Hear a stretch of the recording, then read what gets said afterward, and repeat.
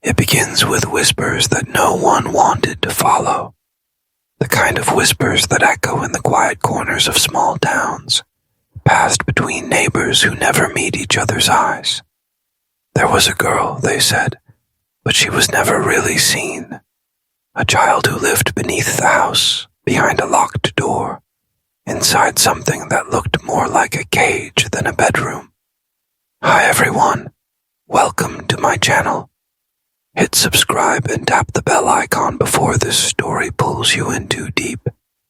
Because once you hear this, you'll never look at basements the same way again. The records we uncovered are fragile, yellowed with time, and yet the silence around them feels deliberate, almost rehearsed. She was born to a family that wore their respectability like armor. Church on Sundays, dinners at 6, curtains always drawn in the evenings. To anyone watching, they were ordinary, too ordinary. But underneath that carefully polished surface, something rotten grew. And the girl, she became the secret no one was meant to acknowledge.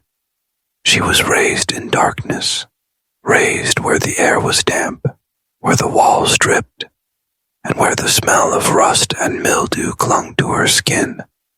The cage wasn't just iron, it was an idea, a statement that she was not like other children, that she did not belong to the world above. Every sound of life filtered down through the cracks in the floorboards, laughter, footsteps, the clatter of dishes, but none of it belonged to her. What makes this story unbearable is not only the cruelty of her confinement, but the way the community ignored the signs. Why did no one ask about the child who never attended school? Why did no one notice the empty seat at holiday gatherings? It is said that when a neighbor once knocked on the door, she could hear the faint sound of chains being dragged across the cement floor. She swore it was nothing more than an old furnace. But she never went back. This isn't just a story about one family's secret. It's a story about what people choose not to see, because looking too closely means confronting a horror they cannot explain. And that horror had a face, pressed against the bars of a basement cage. The first questions about her existence didn't come from the family. They came from fragments, tiny pieces of paper, old letters, reports that slip through the cracks of time. There was once a birth certificate, a name typed neatly at the top, but no record of schooling, no medical history, no vaccinations, just the faint shadow of a child who was meant to be invisible. Some neighbors remembered glimpses, brief and fleeting. A pale hand at a basement window, a figure crouched low in the back seat of a car, always there but never acknowledged. The family explained it away with practiced ease. She's sickly. She can't go outside. She needs to be protected. But protection, in their world, meant a padlock and iron bars. Imagine being a child and learning that the world above, the one filled with sunlight, trees, and voices, was not for you. She grew up believing that she was different, not worthy, almost cursed. The family told her she was fragile, that the air outside would harm her, that strangers would never accept her. And in her confusion, she accepted it. Because when you are denied truth from the beginning, even lies can feel like safety. But silence has cracks, and secrets have a way of clawing toward the surface. The girl's presence leaked into the town's consciousness in strange ways. One local man claimed that, late at night, when the streets were quiet, he could hear faint singing from beneath the earth. A voice, trembling, echoing from the foundation of the family's home. Another swore he saw her through a cellar window, eyes too wide, hair unkempt, hands clinging to rusted bars. Yet when confronted, the family smiled coldly and said, You must be mistaken. There is a cruel brilliance in the way such secrets are kept, not through total silence, but through fragments that are never allowed to connect. The whispers were scattered, broken, left to be dismissed, said as rumors, and in those gaps the girl's reality continued, day after day, year after year. The tragedy isn't just her confinement, it's the complicity of a town that preferred a comforting lie over an unbearable truth. The basement cage wasn't hidden in some distant forest. It was beneath a home everyone passed by daily. Ordinary walls, ordinary windows, hiding an extraordinary cruelty. The basement itself was no ordinary cellar. Accounts from investigators who would later enter describe a place built not for storage, but for containment. The walls were lined with damp stone, patched crudely in areas where the foundation had cracked. A single bulb dangled from the ceiling, its light too weak to pierce the corners. And in the center stood the cage. It was constructed from rusted metal, welded together unevenly, as if built in secret by unskilled hands. The bars were not meant to keep animals, but something human. There was a small cot inside, stained and worn thin, and a bucket in the corner that reeked of neglect. No windows, no books, no toys, just the sound of dripping pipes and the weight of silence pressing down. For a child, such an environment reshapes the mind. She began to speak to the shadows, naming them, treating them as friends. She whispered to cracks in the wall as though they were listening. The cage didn't just restrain her body, it fractured her sense of self. To live in isolation is to begin erasing the line between reality and hallucination. And yet, despite the cruelty, she survived. The family above carried on with their lives as if nothing existed below. They entertained guests. They laughed at neighborhood gatherings. They attended church. None of them ever mentioned the child locked in the basement. Her cries were muffled by thick walls, her presence erased by deliberate silence. A secret can become invisible not only through denial, but through the terrifying commitment of those who refuse to see. And yet, there were small signs, clues that slipped out like whispers from a grave. A delivery worker once reported hearing scratching sounds beneath the floorboards. A child's drawing, crude and smeared, was found in the trash, though no children were ever seen entering or leaving the house. A neighbor swore she saw a pale figure, his eyes staring through a vent at night. Still, no one acted. Fear, politeness, denial. They all blended together into complicity. This was not just a basement. It was a tomb of the living, a place where innocence was buried alive, day after day, year after year. And the most haunting truth of all is how close she was to freedom. Just a staircase away from sunlight she was never allowed to touch. As the years passed, the girl's body changed, but the cage remained the same. What had once been wide enough for a child became a coffin for an adolescent.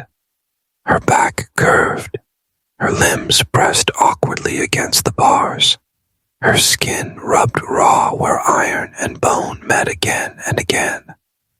Growth in this space was not a sign of life. It was a slow strangulation. The walls of her world did not expand to meet her. Instead, they grew tighter, hungrier, as though the house itself wished to consume her. The food she was given became a language of punishment and control. At times, she was handed scraps, bread crusts, half-rotten vegetables, cloudy broth with no substance. At other times, she was left to starve, days without sound, but her own stomach twisting like an animal in chains. hallucinations, faces in the cracks of stone, voices whispering from the drain, the smell of meals that never existed. She began to imagine that the upstairs world was a lie, a dream woven to torment her, but deeper than hunger was silence. Loneliness pressed on her like another set of bars. Human voices existed only as muffled fragments above, the laughter of siblings, the cadence of prayers, the scraping of forks and knives on porcelain plates. To hear life without touching it was a torture few could endure.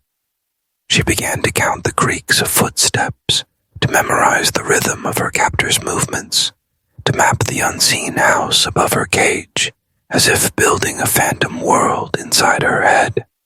She made rituals to survive. She scratched tallies into the walls, years reduced to lines etched in stone. She whispered stories to herself, pretending she was not alone, then punished herself for believing in imaginary friends. She unraveled her bedding thread by thread, braiding them into useless cords, pretending they were ropes that might one day lead her upward into light. Each act was desperate, fragile, but necessary, for if she ever stopped creating meaning, she feared she would vanish completely, swallowed by the darkness that had raised her. And yet, to the family above, she was not forgotten. She was remembered, only as a secret. They prayed in church, shook hands in the town square, smiled at neighbors, while beneath their very floorboards a child was being buried alive, one day at a time. The horror was not in her isolation alone. It was in the silence of a community that never asked, never looked, never dared to wonder what was hidden under the boards. There came a point when the girl forgot her own voice. Words had once spilled freely in childhood, but over the years, silence corroded her tongue. When she tried to speak, it was as if the air had grown too thick, too heavy, choking sound before it could rise. She mouthed syllables in the dark, listening to nothing but her own ragged breath. And so, language shifted into gestures, scratches, the tapping of fingernails against a stone.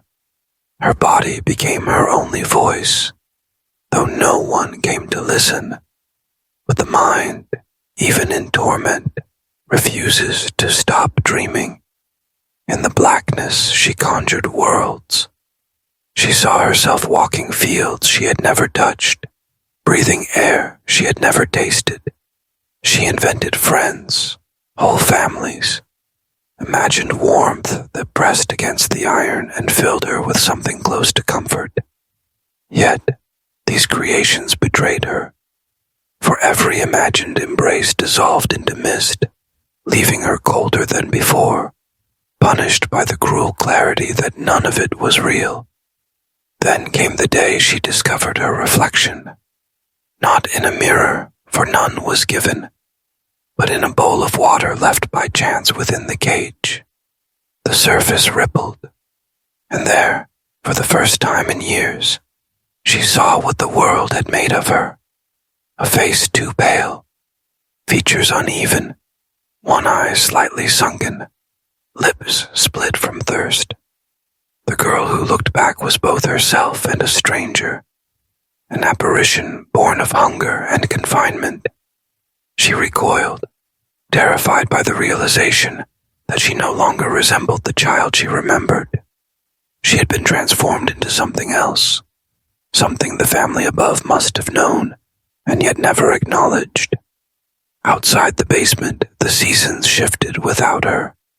She learned the cycle only through the sounds overhead, the crunch of boots in snow, the buzz of cicadas, the hammering of rain on tin roofs. Her cage became a clock without hands, a prison where time was measured, it not by calendars, but by absence. And as years dragged on, she began to wonder if she was a ghost, if she had died long ago and was now lingering only as a shadow haunting her own body. For the neighbors, nothing was strange. The family still smiled, still greeted, still presented themselves as respectable. But a darkness lived beneath their feet, a secret fed by silence, allowed to grow like rot in the beams of a house. And once a secret has taken root that deep, it does not simply vanish, it festers. When the girl was finally noticed, it was not by her family, it was by accident. A sound carried through the basement wall one night. Someone had come too close, a repairman perhaps, or a neighbor who heard a muffled cry that should not have existed. For a moment, the invisible became undeniable. The authorities were alerted, though reluctantly, and when the basement door was pried open, what they found seemed less like a person and more like a figure scraped from the edges of nightmare. She was not just underfed, she was malformed by neglect itself. Her bones had grown strange, bent beneath years of crouching in too small a space. Her skin bore marks not of accidents, but of design, the cruel impressions of restraints and punishments. She blinked at the flood of light like a creature dragged from some cavern that should never have been disturbed. To those who looked at her, it seemed clear she was human, and yet, at the same time, she seemed like something that had been made to stop being human. The family who had kept her there insisted they meant no harm. They used words like protection, punishment, tradition. They painted themselves as guardians rather than captors, weaving excuses that blurred reality and madness. But the cage spoke louder than their words. The rusted bars, the scraps of bedding, the silence carved into her body, all of it testified to a horror that no explanation could erase. What struck the investigators most was her silence. Even in the presence of strangers, even when offered food and warmth, she did not speak. She clutched the bars as though still trapped, even when they were swung open. Freedom had been offered, but it was not something she recognized. To her, the basement was not a prison, it was the world, and beyond it stretched something she could not comprehend. The town whispered. Neighbors claimed they had always felt something was wrong, though none could say what.